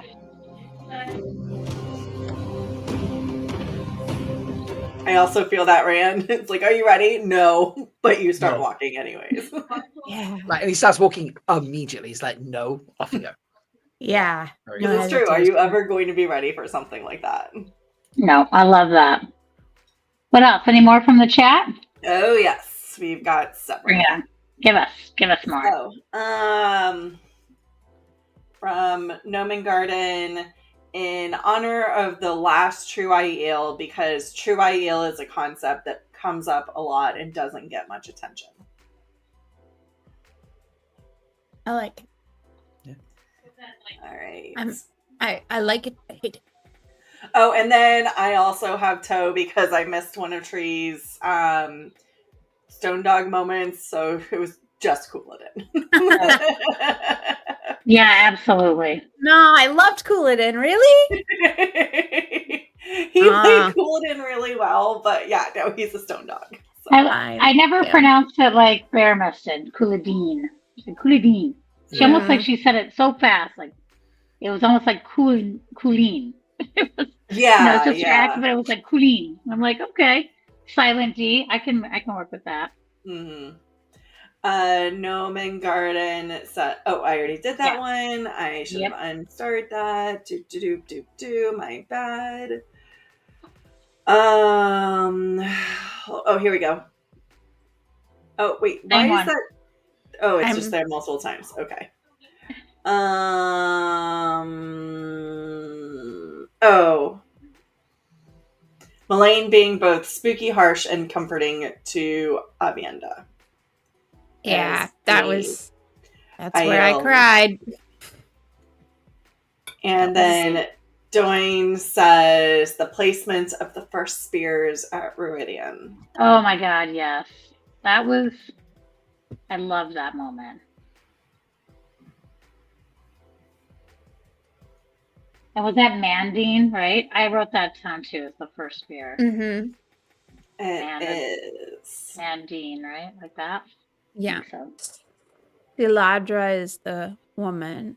Mandine. I loved her little hair ring thing she had. Yeah, I know, right? I thought they were in her ears at first, like giant earrings, and then I realized they were like in her hair. That was so cool. That was like one of my favorite costumes this episode. Honestly, she looks so cool. I was like, I'm actually really bummed that she's in this flashback scene because they're basically booking this actress again. Right. She looks so cool. I was like, But yeah. And I think that is all of the hand talk moments that I caught. Although I did, hold on, there's been 14 comments since then. So let me go back there real quick. So while I do that, will you explain our next section? The best bonkers banana. Yep. I mean, it's hard to separate the best bonkers banana from the hand talk of the week this week and the stabbiest moment. So I feel like they kind of all blend in together. So I've got, I don't know, I haven't, for me, for the next section, I have not been able to pick one. I actually saw Mayhem's, and Mayhem's and mine are the same. Is the glass columns erupting out of the ground? Like that moment to me, I was just like, that's when I went, oh, like, I mean, a lot of the episode, because I'd read the books, I'd seen it, and it was just like beautiful scene on stage. So that like that interpretation of the glass columns coming out of the ground, that was cool. That was so cool. I loved it. Yeah, I loved it too. So she must be like 1,000 years old at this point. Yeah, Latra's got a long life.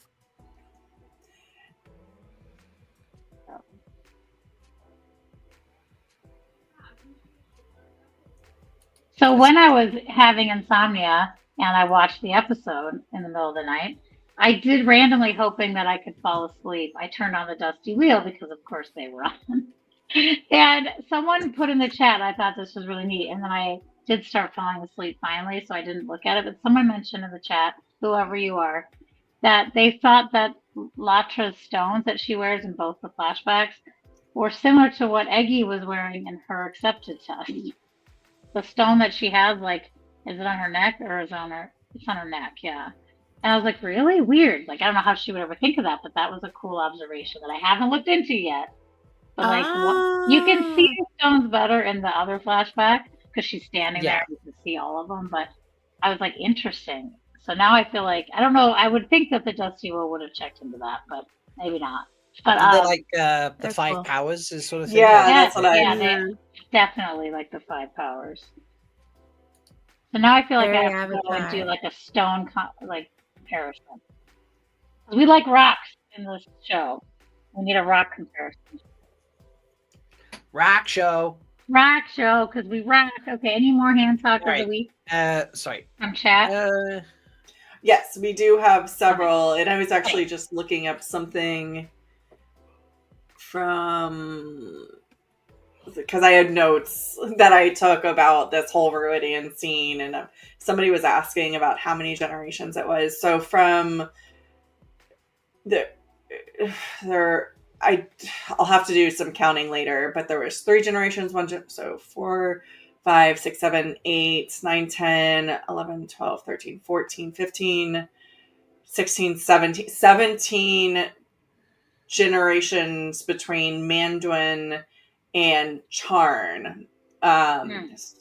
So how, like, if you're estimating people live like 50, 60 years, whatever 16 times 50 is, that's hypothetically how many times between the wheat cutting scene would have been and the creation of Rhuidean in the books.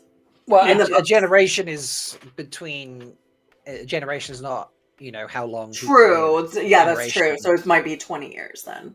Yeah, so probably 20, So 25 16 years. times 20. So somebody else do the math. 320 years. Shut up. Math genius. If you guys didn't know, this is Rob's cool party trick that he can just do math in his head. You are supremely kind in the way that you just described it. It is a cool party trick because he can just do it. I love it. I can do mental arithmetic pretty quickly, so yeah. I am not good at that. I can do complicated math, but look, they're throwing it in chat. Okay, 16 times 50 is 800 years, but on the low end, if it was 17 and 20 years as a generation, it's 340. So there you go. Whatever. Anyways, so getting back to hand talk of the week, my friend. Some bonkers bananas. Bonkers bananas. Wait, is it bonkers or is it hand talk of the week? You said you had some hand talk ones. Nope, this is all bonkers. Okay, all right. Oh yes, Void in the Flame moment. I love that. I love that they put it in. Yeah. It worked really well when they had it too. It felt like it worked. Yeah. And then I really liked the respectful sheep herder. That made sense in the context of the conversation. Sorry, what was that last one, Leigh-A? The way they did the tattoos digging into the skin. Yeah. From Lemon Garden. For me, another moment that I thought was not like, bonkers, but it was something that I didn't expect and then was like magical for me. And so I think fits in this category was this moment here where the fog appears. Ooh. Yeah. And it just sort of explodes from the middle on this city that's already built and already done and just fills it. And I'm just like, yeah, that for me was super cool. Yep. I agree. To me, it looks like a fountain in Las Vegas. Yes. Or fireworks. Like the end of, what was that? Damn, I can't remember the name. Never mind. Rewind. Okay, that was good thought. Mark B says, and I think we could all say the fans' reactions to the Leane Avienda fight. I love it. Yes. I think Jen's is one. Savannah's voice. She likes the voice. Oh, I haven't started. Yeah, I'm there. Will you star that for me, please? If you see any, just star them that aren't starred. Go ahead. Nope, I can't because I'm reading it in my version of the chat, not this one. Okay. And then MK says she was happy to see Avia start running instead of just walking. She was never able to just picture Aiel running everywhere. So Avi running. Is that a bonkers moment? Yes. Okay. I'm assuming. Well, they've been having to wait for all the Wetlanders on this journey so far, so she's just like, come on. MK, will you confirm? Yeah, they've been walking really slow. Yeah. I noticed that. I noticed it. They're just like bored. Like, yeah, MK, if you'll just confirm which category you want that in, that would be amazing. Then Glenn says Savannah is way over the top, as she should be. Yeah.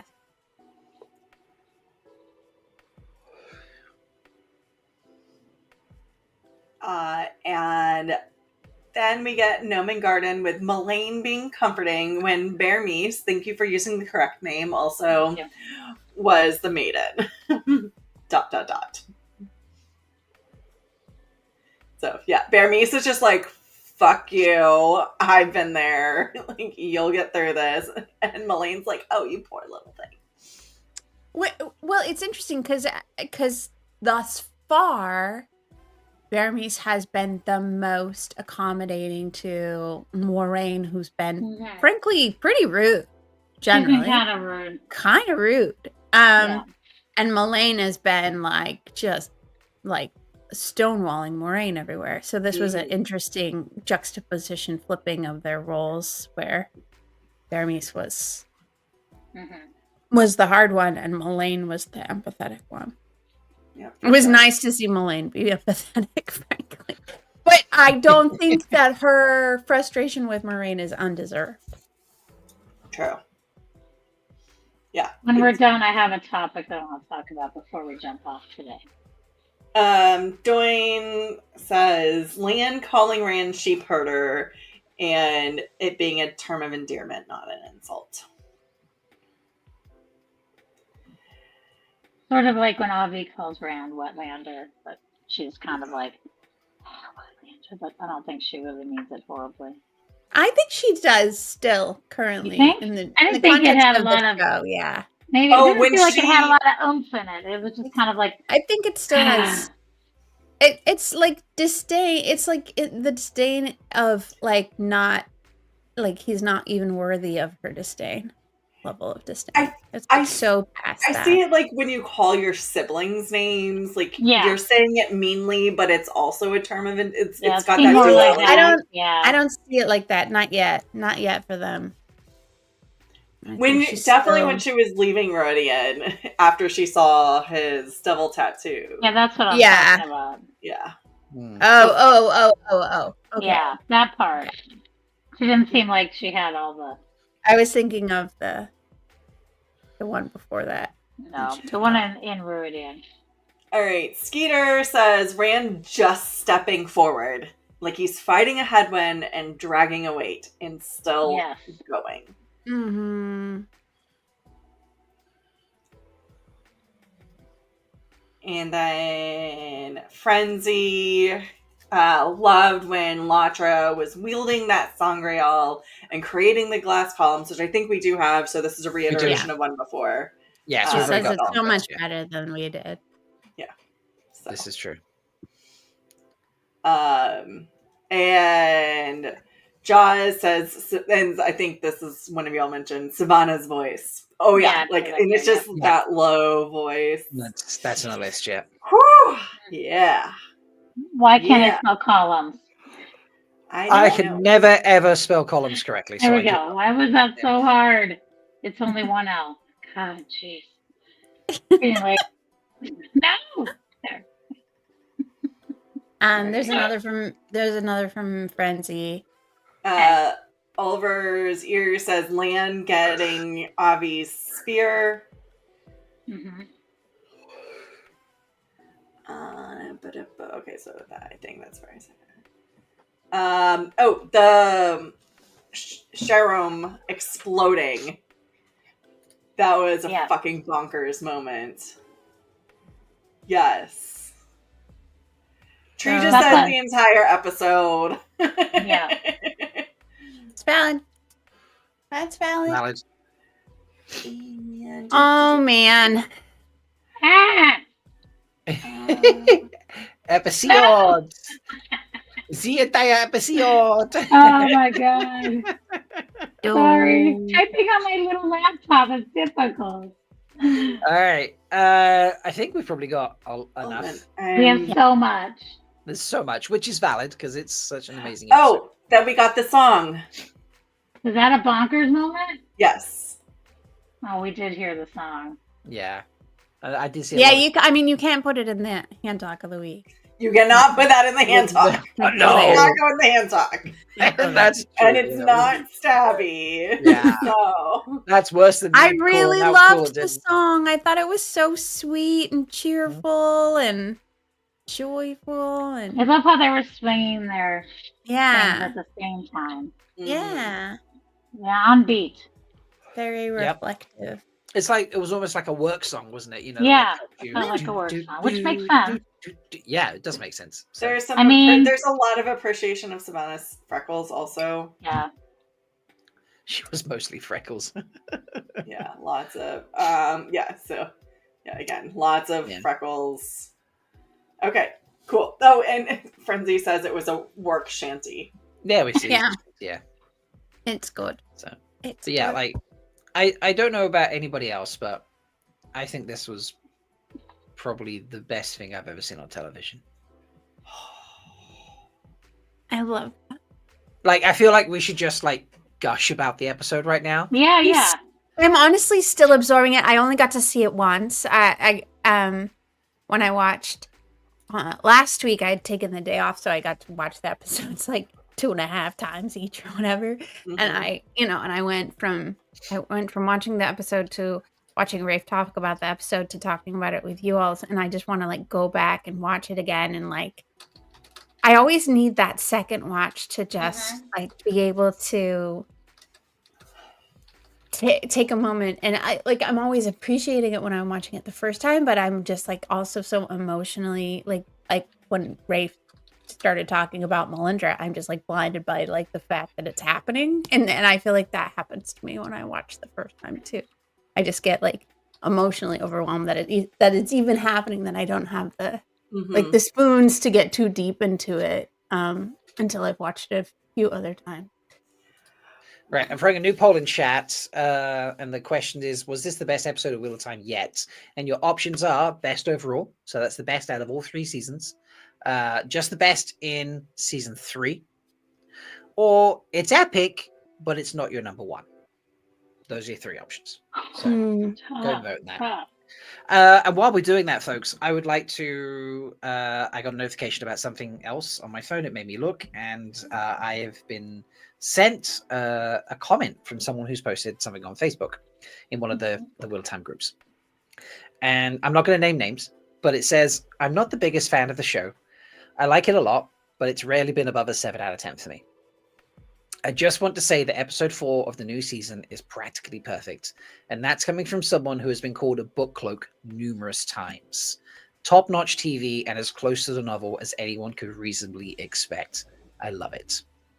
That's Nice. so great. That's I love amazing. that. Mm-hmm.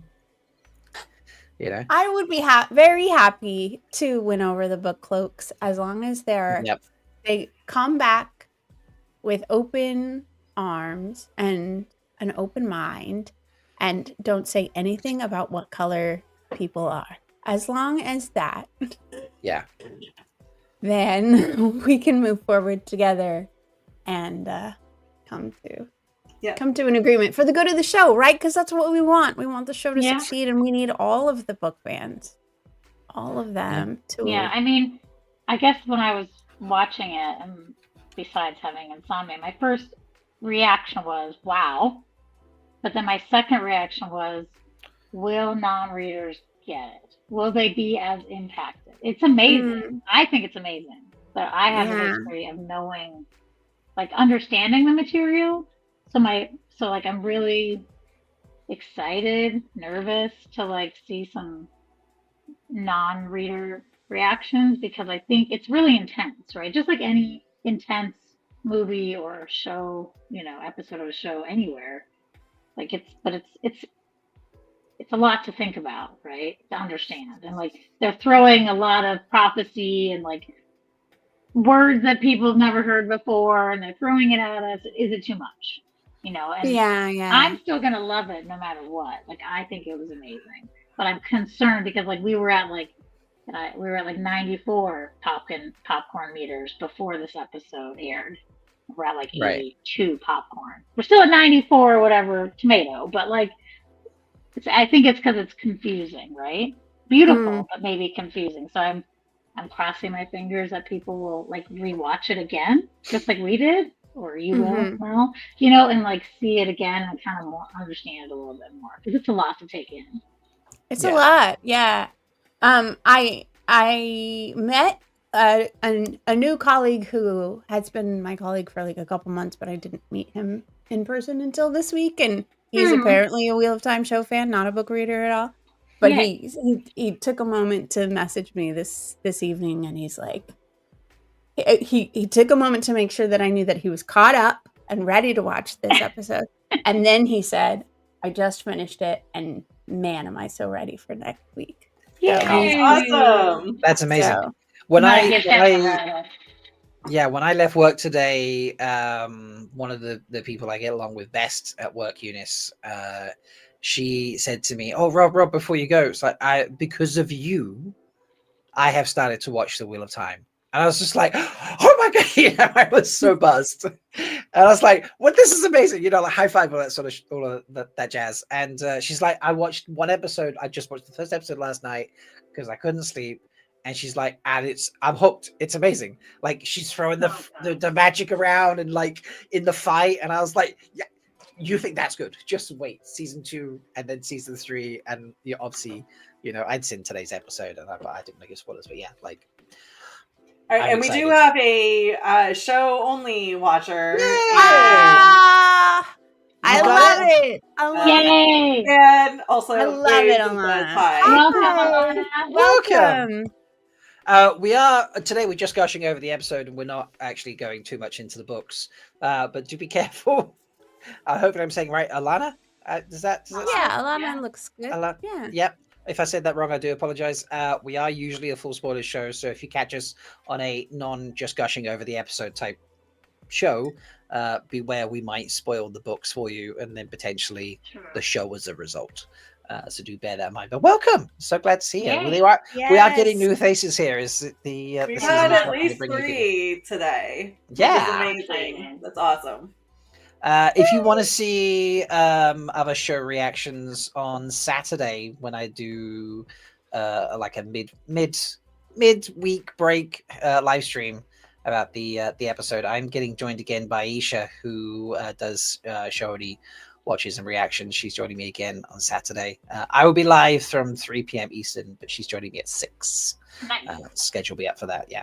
And then next week, following that, I will have a different show only watcher, a friend from Chile. She'll be joining us. So yeah, cool. We'll be getting the perspectives and making sure they understand. But yeah. Sweet. Okay, I have a question. Another question. If you yes. Don't mind. Let's keep going. I'm happy. What did you think about Bearme's channel? She used her hand. I mean, I think I can only explain that away because Hulina was running at her. So like, your natural thing is to hold your hands up when someone's coming at you like that. Yeah. But I hope that they're not always using their hands when they channel. But that was the first channeling we saw by a wise one. It was. I thought I was really impacted by it. I thought it was like a perfect introduction to like the fact that she channeled and the way that everyone reacted is great. Like a target or a shield or something. Yeah, like it was like great. Yeah. So cool. Yeah, I mean, we do see in the preview, we see Abby, doing the thing and making the spear and creating a buckler, right? Mm-hmm. Yeah, that's true. I will say, speaking of previews, I have to say I felt like, and maybe this is just me, but I felt a little less impacted by Moiraine's visions because I feel like they showed us basically all of them. I agree. In the previews, and I was like, I wanted that to expand more. I was hoping to see that expand maybe more than it did into some like actual vignette scenes similar to Rand's. And instead of, I didn't realize that was all it was just. I feel like we saw like 3 or 4 out of all of them that were, there was the chapter. Yeah. But I mean, like, there's nothing wrong with something leaving me wanting more, it just means that I loved it. Yeah. It felt like we got probably like 70% of them in the trailers. And reveals, and then like here's just like 3 or 4 just new ones sprinkled in. And it's just for me it just reinforces that they need to let them have longer episodes, they need to let them have longer seasons, they need to give them a better budget, just give them more because they're doing such a great job with what they have. some of them were longer. I felt like the dark bit of the ways where everyone's dressed in black. I mean, yes, technically yes. Yeah, but still, we needed new ones. Yeah, we had the emotional moments already. We already knew. I don't love that we got a lot of the images in the trailer. But I love that her part was only this much and Rand's was this much. Because if Yeah. it would have been the other way around, I'd have been real mad. So, okay, that's valid. It's like, I think they made it look like it was going to be a lot of Moraine. And so when it was mostly Rand, I think that's a total twist. So again, good marketing for people who love Rosamund Pike. But I'm really glad it was like a Rand episode, because I was worried after seeing all of those images all the time that Rhuidean was just going to be Moraine's vision. Yeah. I'm sad. So I'm very thankful they made the right decision and made that really quick and done, in and out. So yeah, I wasn't mad about not seeing a lot of that. So it's valid. Another thing I really appreciated about the episode, I know we didn't get the flicker from The Great Hunt, but I think that this episode, with the quick transitions between where Rand is in the columns and his visions, and the like there was sometimes like a flicker back and forth. I really appreciated that a lot. And like where they were, so if somebody was laying on the ground, there might be a corpse there, or Rand's past life to where he was visually, they were doing the same thing, so their hands were on the ground together, or they were leaning into something together. It was visually stunning. So, but also just like the back and forth. I really wanted him to. Yeah, there we go. I wanted him to yell "Aiel," and then that was going to be like him yelling. But I love the flicker between real life Rand and past ancestor. Yeah. I honestly am so confused why people didn't know that was Josha, because his voice was exactly the same. Did people not know it was him? I didn't at first. Some people didn't realize it was Josha. There was until I think his third life was when obviously Hobbit Josha. His voice is just so distinctive that it was hard. I was like, I know this is a different character, but it's coming out of Josha's mouth. Yeah, like I'm not a Rand stand or anything like that. So I think not that I dislike Rand. It's just not someone I'm gonna like stand in the corner and fight for the way some people will, and that's fair because everyone should have the characters they want to do that for. And I've not thought that Josha's acting has been bad in any of the seasons, But this was for me, as as Lottie's put in here, like what he did in this episode was unbelievable. Like that was, I put it on my Instagram today. I shared all of his images and I was like, give this man all the awards. Like seriously, like what is it? Emmys is the TV one, isn't it? Yeah. Right? Yeah. Like he deserves that's Emmy performancing there. I'm sorry. Like if that was in a movie, he'd be up for an Oscar, Yeah. It was insane. Yeah. So good. I just couldn't be happier that it exists and we got to see it. It exists and we got to see it. We were alive for this moment. It's great. Oh, yeah. And it went so well, too. Yeah. I was very nervous. It's winning over the book cloaks. Sarah Nakamura said something to the effect of, or before the season prepared, she said something to the effect of, I feel like this season, people started listening to me more and actually using my ideas and my my thoughts more, and I hope you see that reflected in the season. And I noted that, and I feel like every episode I see her touch in it. That's more so good. and more. I'm so happy for her. That's amazing. Yeah. She deserves it. Yeah. It is. So I've just gone quickly to check out IMDb.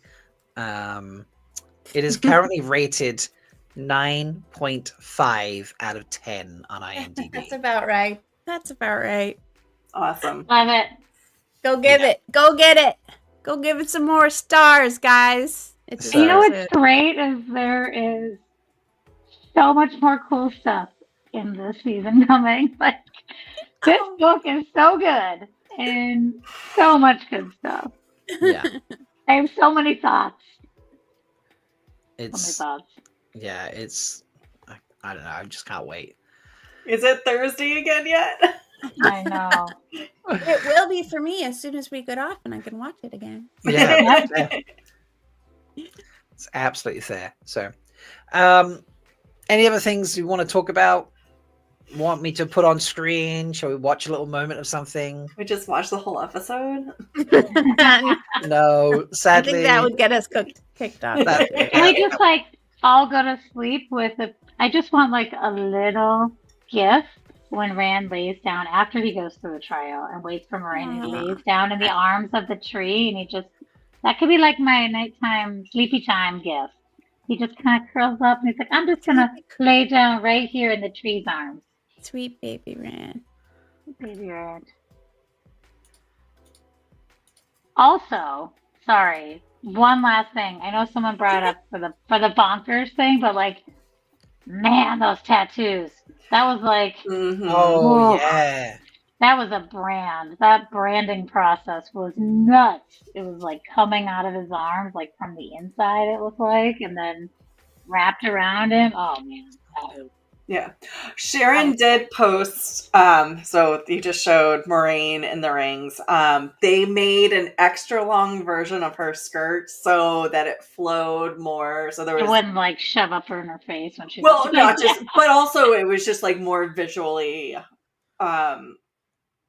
explosive when she was in the rings floating around. And I can't wait for the behind the scenes on how they filmed that, because I was like, did they do that in water? But then you see all the individual strands of hair.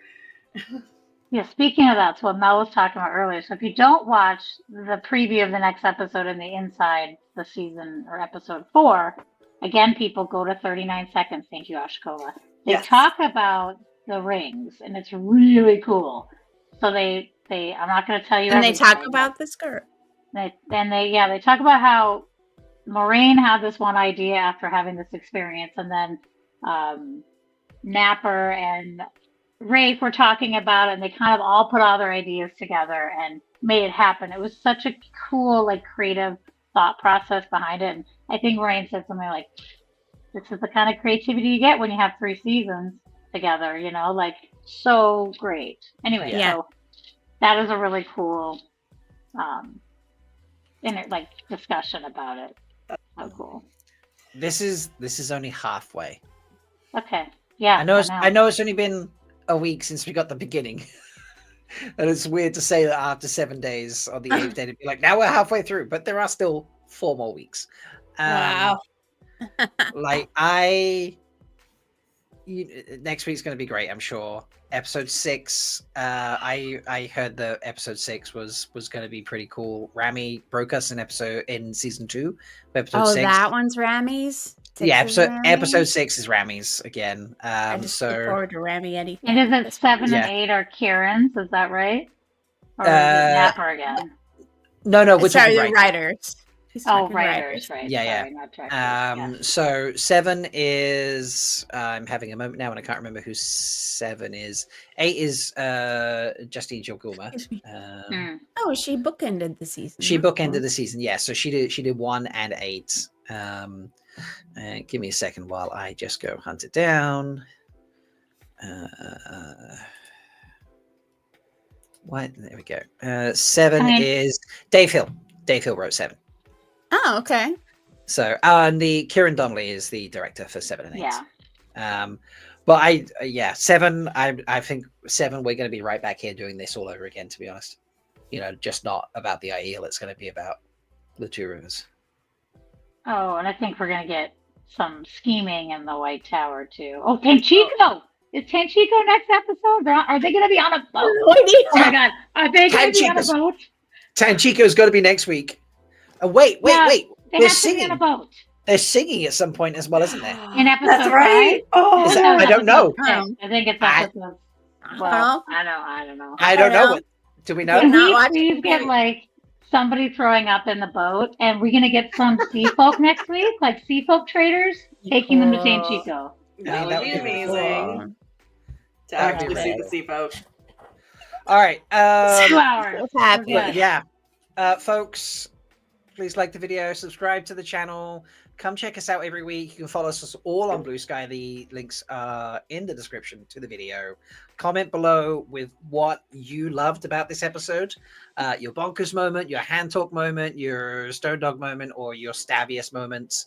And cannot wait. This was beautiful. I have a reaction video out of this where if you want to go see me break down and cry at the end of it, you can go do that.